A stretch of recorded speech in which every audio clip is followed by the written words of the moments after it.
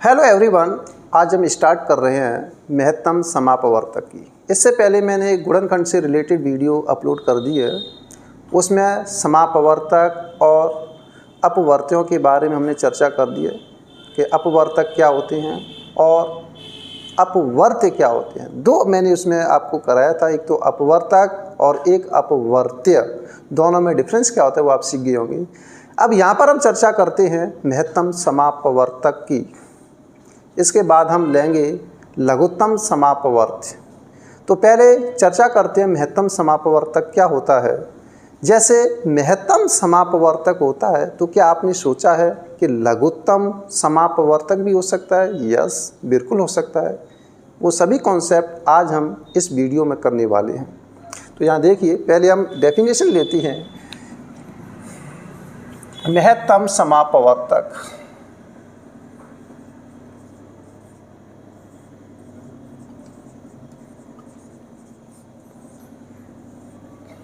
एक बार मैं चेक कर लेता हूं कि सही दिखाई दे रहा है या नहीं। हाँ, तो महत्तम समापवर्तक किसे कहते हैं? डेफिनेशन देखें। महत्तम समापवर्तक इसे इंग्लिश में कहा जाता है हाईएस्ट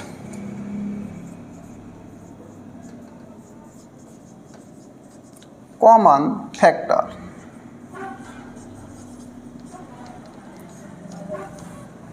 ये जो यहाँ पर इसका संधि विच्छेद करेंगे, यहाँ संधि थोड़ा सा डिस्टर्बेंस है। यहाँ पर समापवर्तक का आप संधि विच्छेद करेंगे तो सम प्लस अपवर्तक हो रहा है। अपवर्तक के बारे में आपको सोचना चाहिए कि अपवर्तक क्या होता है। इसके बारे में मैंने आपको पहले बता दिया कि अपवर्तक क्या होता है। फैक्टर जो होते हैं, गुणनखंड होते हैं, वही क्या कहलाते हैं? इसके अपवर्तक होते हैं। इनके पर्यायवाची आपको याद होने चाहिए, और नहीं याद है तो पिछली वीडियो आप देख लेना, उसमें मालूम पड़ जाएगा। तो यहाँ पर महत्तम समापवर्तक किसे कहते हैं?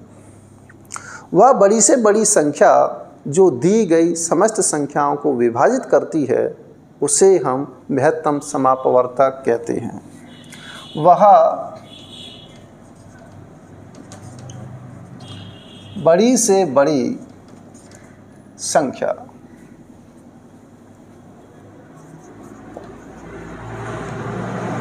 जो, अब बड़ी से बड़ी जो संख्या है, एक बार चलो डेफिनेट लिख ही देता हूँ। वह बड़ी से बड़ी संख्या जो दी गई समस्त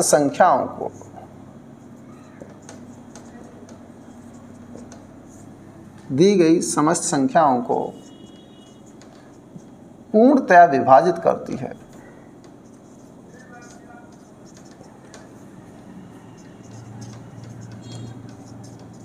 पूर्णतया विभाजित करती है। दी गई संख्याओं का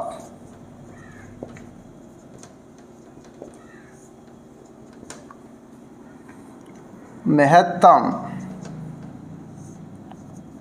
समापवर्तक कहलाती है। इसे संक्षेप में मसप या मस कहते हैं। यहाँ पर जो HCF है, HCF, वह बड़ी से बड़ी संख्या जो दी गई समस्त संख्याओं को पूर्णतया विभाजित करती है। वह बड़ी से बड़ी संख्या, ऐसी बड़ी से बड़ी संख्या जो दी गई समस्त संख्याओं को विभाजित करती है, उसे हम महत्तम समापवर्तक कहते हैं। संक्षेप में इसे मसप या मसा भी कहते हैं। दी गई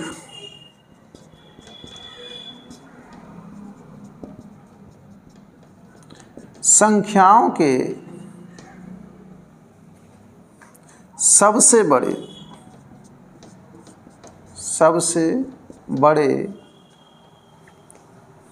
सबसे बड़ा समापवर्तक।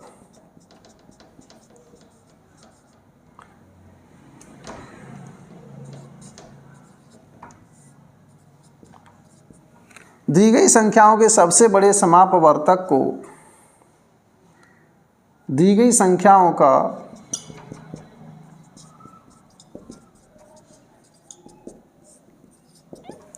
महत्तम समापवर्तक कहते हैं।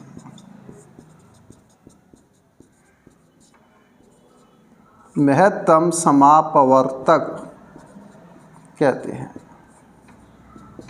तो यहाँ पर ये जो शब्द आया है, सबसे बड़े समापवर्तक को, दी गई संख्याओं के सबसे बड़े समापवर्तक को महत्तम समापवर्तक कहा जाता है। तो यहाँ पर समापवर्तक पहले आपको निकालने पड़ेंगे संख्याओं के।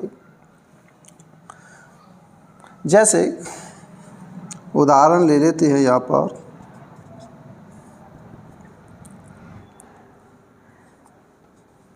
बारह व 18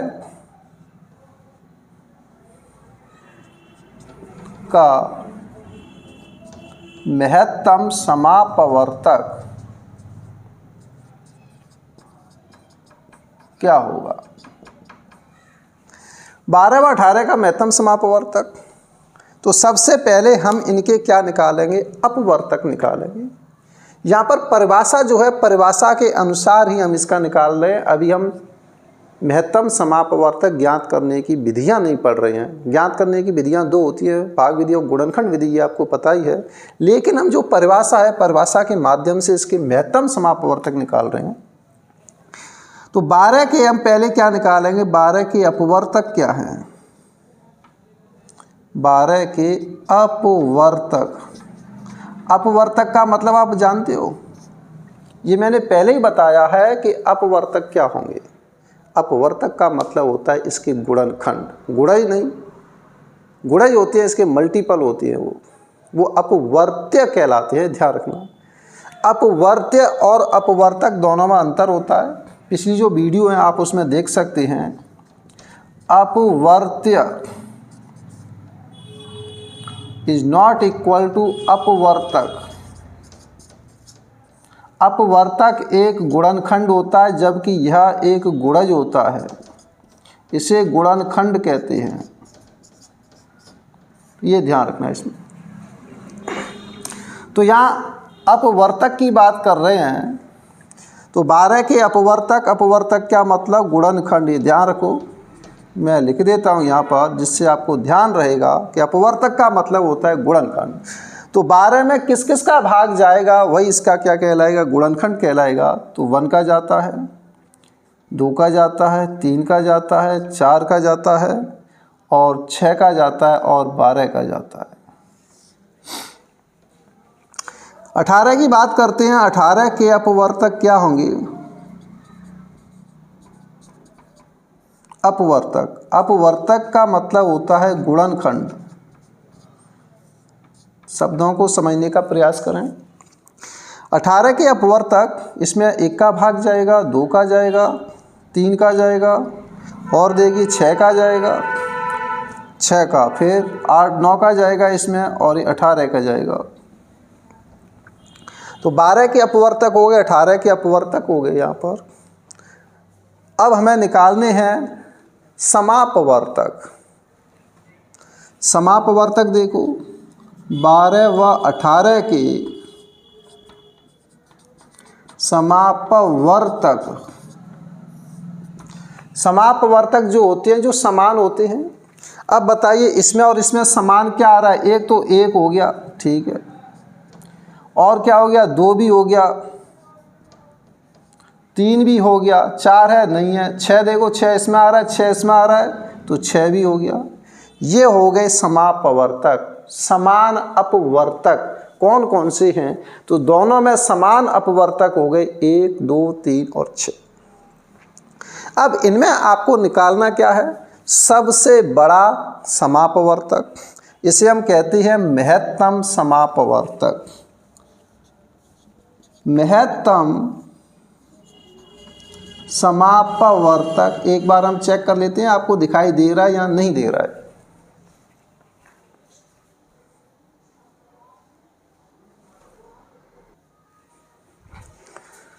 हाँ, अब आपको दिखाई दे रहा होगा। तो महत्तम समापवर्तक, सबसे बड़ा समापवर्तक क्या है इसमें? 6। तो इस तरीके से परिभाषा के अनुसार आपने इसका महत्तम समापवर्तक निकाल दिया। अगर वो ये पूछे क्वेश्चन में कि 12 व 18 का लघुत्तम समापवर्तक, लघुत्तम का मतलब होता है छोटा, तो इन सभी में सबसे छोटा समापवर्तक क्या होगा? 1 होगा। इसे आप लिखना चाहें लिख लें नोट डाल के, जबकि यहीं लिख देता हूँ मैं, कोई बात नहीं। जबकि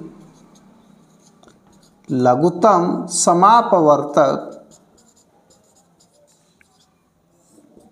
1 होगा। तो यहाँ पर ये आपको अच्छी तरीके से समझ में आ गया कि जो महत्तम समापवर्तक क्या होता है और लघुत्तम समापवर्तक क्या होता है। इन दोनों की जानकारी होगी। एक दो हम सवाल ले लेते हैं, बहुत अच्छे सवाल हैं, आप करने का प्रयास करें।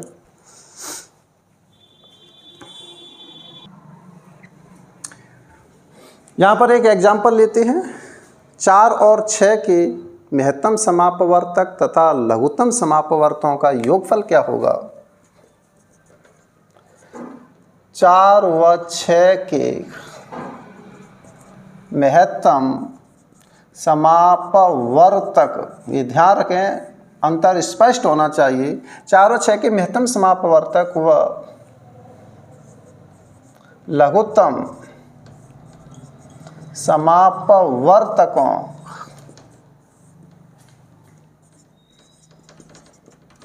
का योग क्या होगा?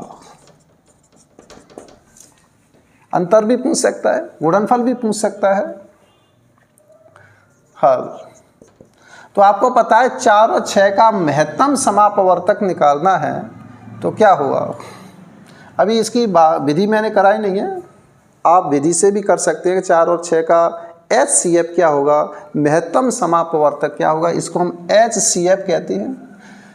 तो यहाँ पर देख लें। और इम्पोर्टेंट बात मैंने ये भी आपको बता दी कि 2 अलग अलग संख्याएं होती हैं, 2 भिन्न संख्याएं हैं, उनका जो लघुत्तम समापवर्तक है वो 1 होता है। तो 4 के पहले आप क्या निकालें? अपवर्तक निकाल लो। आप इसे डायरेक्ट भी कर सकते हैं। 4 के अपवर्तक क्या होंगे? 1 का भाग जाता है, 2 का जाता है और 4 का जाता है। 6 के अपवर्तक, इसमें 1 का जाता है, 2 का जाता है, 3 का जाता है, 6 का जाता है। 4 व 6 के समापवर्तक क्या होंगे? इसमें 1 आ गया, 1 कॉमन, 1 लिख दो, और 2 के आ गया, कॉमन आ गया, 1 और 2 आ गई। तो 4 और 6 का महत्तम समापवर्तक 2 हो गया। 4 व 6 का लघुत्तम छोटा समापवर्तक ये 1 हो गया। दोनों का योगफल, अभीष्ट योगफल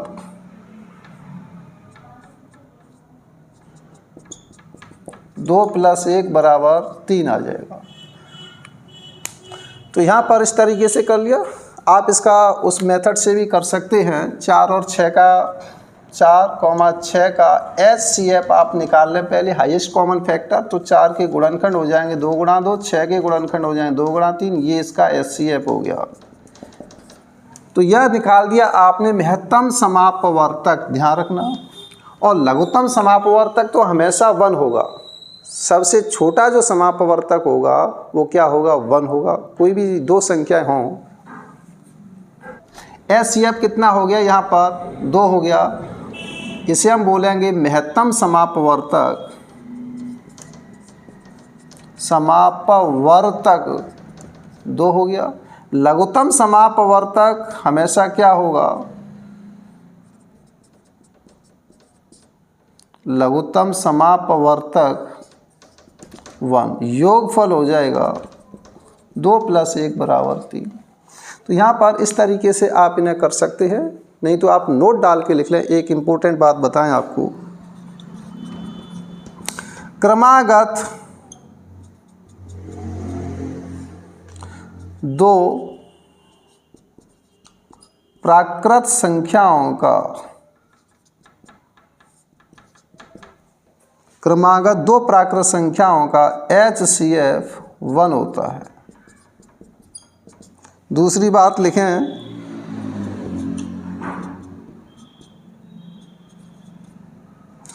किन्हीं 2 प्राकृत संख्याओं का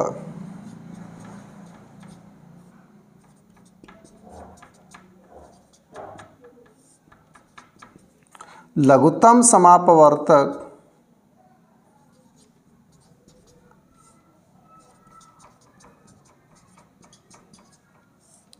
वन होता है। इसका जो महत्तम समापवर्तक है 1 हो रहा है और किन्हीं 2 प्राकृत संख्याओं का जो लघुत्तम समापवर्तक है वो 1 होता है। ये चीज़ें ध्यान में रखो, किन्हीं 2 प्राकृत संख्याओं लघुत्तम समापवर्तक। तो यहाँ पर ये जो संख्याएं थी लघुत्तम समापवर्तक 1 हो जाएगा और इनका जो HCF था महत्तम समापवर्तक वो 2 है, 2 में 1 जोड़ देंगे तो इस तरीके से योग आ जाएगा 3।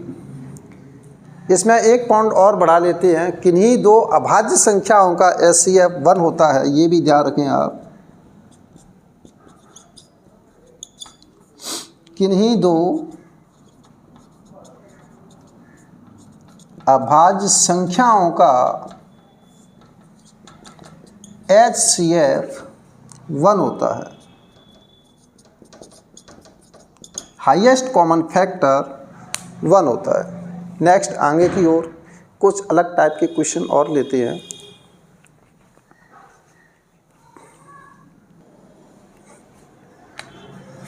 हाँ, यहाँ पर ये सवाल है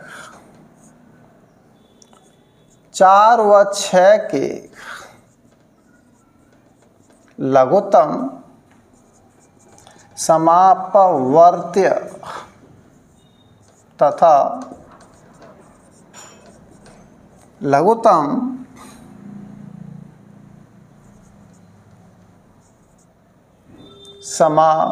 समापवर्तक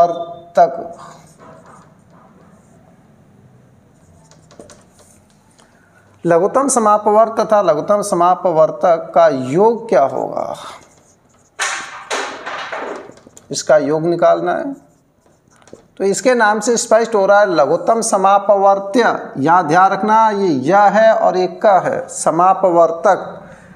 तो अब मैंने बताया लघुत्तम जो समापवर्तक होगा वो क्या होगा, 1 ही आएगा। यहाँ पर 4 व 6 का लघुत्तम समापवर्त्य ये LCM होता है, आगे बताएंगे आपको। वैसे आप जानते हैं LCM लेना। लघुत्तम समापवर्ती लिख दें हम, समापवर्त्य क्या होगा 4 और 6 का, 4 और 6 का 4 12 है, ये 12 आ जाएगा। लघुत्तम समापवर्तक 4 व 6 का लघुत्तम समापवर्तक, ये वर्तक है तो कितना आ जाएगा, 1 आ जाएगा। अतः अभीष्ट योग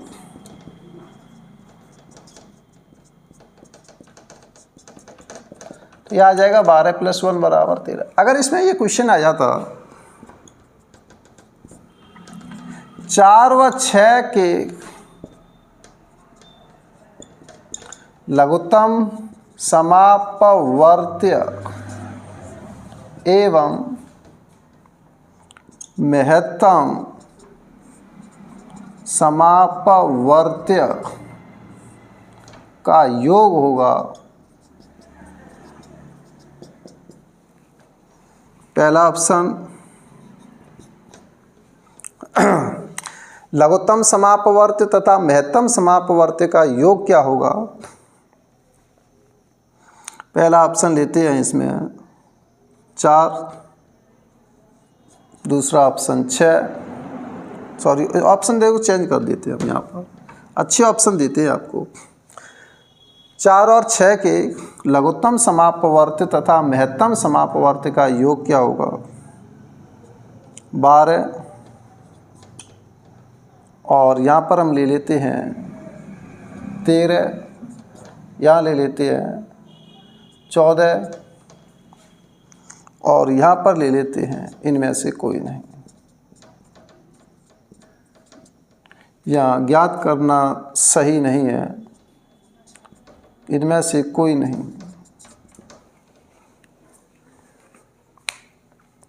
4 व 6 के लघुत्तम समापवर्त तथा महत्तम समापवर्त का योग होगा। तो 4 और 6 का लघुत्तम समापवर्त का मतलब क्या है? एलसीएम, ये तो आप जानती हैं। 4 और 6 का एलसीएम क्या हो जाएगा? तो कितना आ गया यहाँ पर? 12 आ गया। अब हमने कहा है कि महत्तम समापवर्त, बड़े से बड़ा समापवर्त क्या होगा? तो बड़े से बड़ा समापवर्त आप इनमें नहीं निकाल पाओगे। जैसे समापवर्त आपको बता दें एक बात, देखिए 4 के, देखो समापवर्त निकालते कैसे हैं? 4 के अपवर्त आप लिखेंगे। 4 के अपवर्त 4 एकम 4, 4 दूनी 8, 4 ती 12, 4 चौक 16, 4 पंजे 20, 4 चिक 24, ये सभी क्या हैं? इसके अपवर्त हैं। अब 6 के अपवर्त लिखें आप।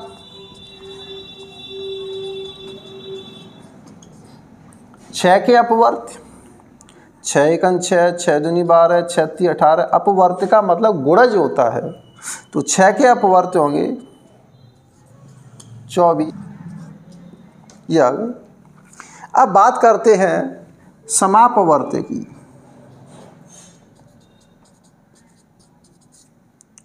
समापवर्त क्या होंगे इसमें? एक तो ये 12 आ गया, 12 के बाद 24 आ गया, तो 12 आएगा, 24 आएगा, 36 आएगा, और भी बड़े आते जाएंगे। तो यहाँ पर लीस्ट कॉमन मल्टीपल क्या हो गया? 12, तो 12 आ गया। महत्तम समापवर्त्य लिखा है यहाँ पर, तो महत्तम समापवर्त्य आप इसका निकालेंगे तो कितना है? बहुत बड़ा आएगा, अनंत होगा, उसका कोई और छोर नहीं है, तो उसे इसमें जोड़ेंगे तो अनंत ही इसका आंसर आएगा। तो इसका मतलब ये आंसर नहीं, इसमें से इनमें से कोई नहीं, ये इसका आंसर आएगा। तो इस टाइप के कुछ सवाल होते हैं जो डीपली नॉलेज पर आधारित होते हैं। डीपली नॉलेज जिसको होगी वही उसके आंसर दे सकता है। नेक्स्ट वीडियो में आपको बताएंगे महत्तम समापवर्तों को ज्ञात करने की विधियां, यानी मसप ज्ञात करने की विधि। मसप ज्ञात करने की 2 विधि होती है, एक तो भाग विधि होती है, एक गुणनखंड विधि। उसे गुणनखंड कहते हैं, प्राइम गुणनखंड विधि होती है। तो नेक्स्ट वीडियो में मिलती है। Thank you for watching.